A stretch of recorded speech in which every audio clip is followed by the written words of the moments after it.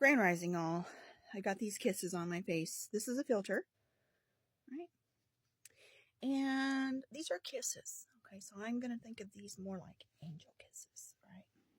So what are your angel kisses? Your angel kisses are your freckles, okay? And so your freckles, they tell a story about your star. Yeah, so your freckles, they tell you a story about your stars, okay? And so a lot of people, they've covered up their stars with tattoos. Okay, and I don't think that you should do that because, you know, your angel kisses, they served a purpose for you in this lifetime for you to understand. Some people, they have lots of angel kisses, which is lots of freckles, right? And people like to even get those tattooed on their faces. But you need to know your original angel kisses are your freckles. Okay, they point to your star. Another thing about this place here, a lot of people think that this place is a prison planet, and it's not. Okay, we all came here to make this place a better place. That's why we're here, guys. We brought the best here to make it better, right? So we're here. And, you know, the karmic debt is a lot to do with what you put out. So if you're not having a good time, it's because you've put out that energy. You're vibrating and you're resonating with the timeline, you know, that you created. Because you're the divine creator here in time, okay, which is a construction. Time is a construction. Okay, so you might as well say this place is likened to a dream space reality, but it's actually a physical plane as well, the material realm, where your DNA resonates well with your body, right? Your energy, your light energy. It's been resonated within your body. This is your body, okay, that you're the captain of. But yeah, there is no such thing as this place being a prison planet. But I will tell you that based on the Akashic records, if you do commit heinous acts and crimes against humanity, you will be sent back here to relearn your karmic lesson, right? And many lifetimes, it will take many lifetimes for some to learn a lesson.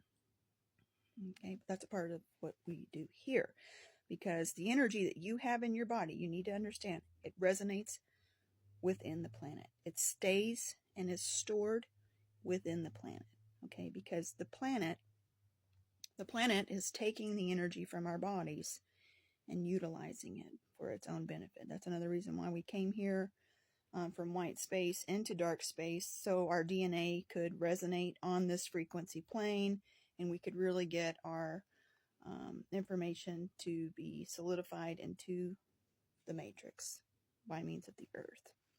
Okay, so all of our energy is stored in the earth.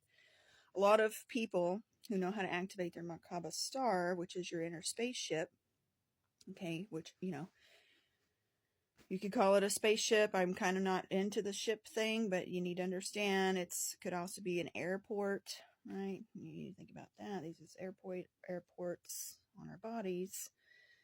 So likewise, the Merkaba, it's also pertaining to the air around us, because the air is the information.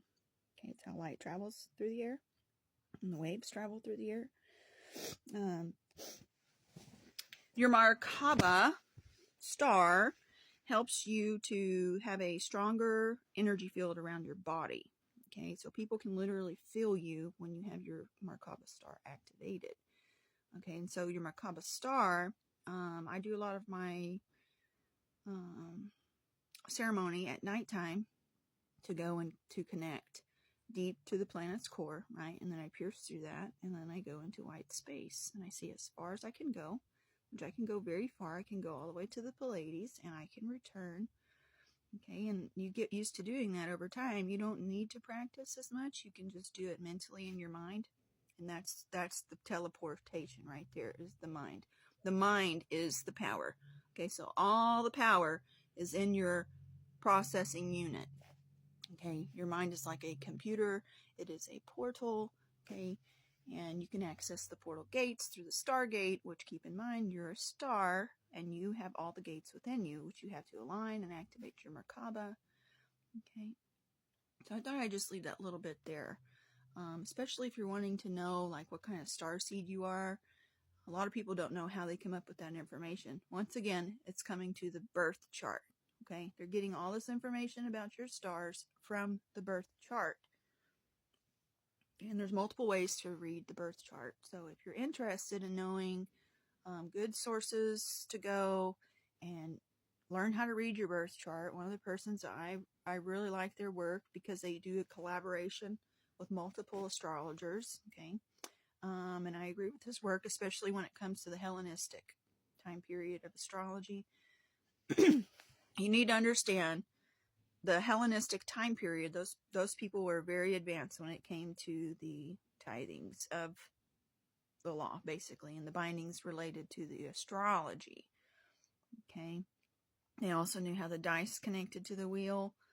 This is how they were able to cast lots, okay, and tell fortunes better with the dice and the zodiac wheel. And you need to know the zodiac is all your futures in one. Okay, so you can literally go like years and years and years and years and years in advance to tell your story to yourself and see what's going on far ahead into the future. I've done this. I've gone out like 65 years.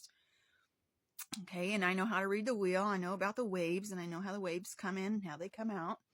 The sine wave, pertaining to sine waves, because everything is waves. Right. So some names, one of the persons that I really think that you might enjoy going and looking through their stuff and learning, if you need somebody to help teach you how to read your birth chart and you want to know about the futures, you want to know about getting into the deep details about your birth chart, this person's name is Chris Brennan on YouTube. He has a lot of different videos. So I would totally recommend him because he's done lots and lots of research. He's even gone and he's done a lot of the translating, him and his group of astrologers, and they work really well together, his group. They bounce ideas off of one another, and they're all readers, so it's good to have multiple perspectives when it comes to reading, especially if you've ever gotten a reading from somebody and they've charged you. You always want to try to learn to read for yourself, okay? Because when you tithe to somebody, which that's what it is, it's a tithing, you're connecting yourself with that person.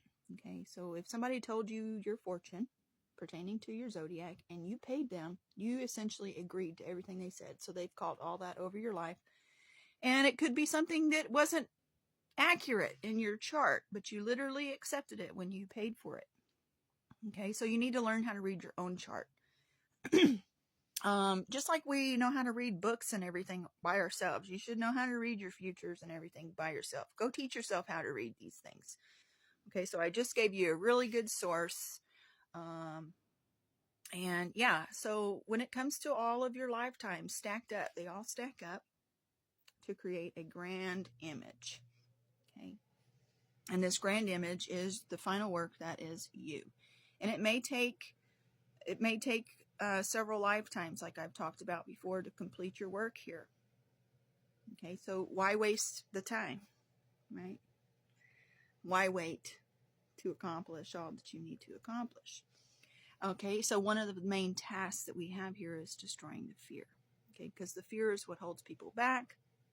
Fear is also a big, it's a big issue in the balance of the wheel. It's kind of like a rogue spear just flying all over the place, and we're the ones who have to come here and take the fear away. Right? We have to deflect the fear, and we kind of keep the positive. So we're the ripples that cause the waves. So I just wanted to do that little bit there about those angel kisses. If you've got some angel kisses on your face, why don't you connect those dots and see what they are? I've got angel kisses on my arm, and I've connected those dots. And I mean, as soon as I connected those dots, I was like, wow! Lots of stuff started clicking and making sense for me. But like I said, if you've got tattoos and you've covered up all your freckles, you're going to have a hard time reading that. So I do not have any tattoos. I don't put any marks on my temple body. I do mark on paper. I'm the beast. I create the marks, right? I create lots of marks in my lifetime, but I don't mark my temple. Okay? Because my temple is a sacred vessel, and it has the coordinates of my star system on my skin. So that's one of the reasons why I don't participate in the tattoos. and also because of the effects that it has on your body, mentally, and physically to your blood.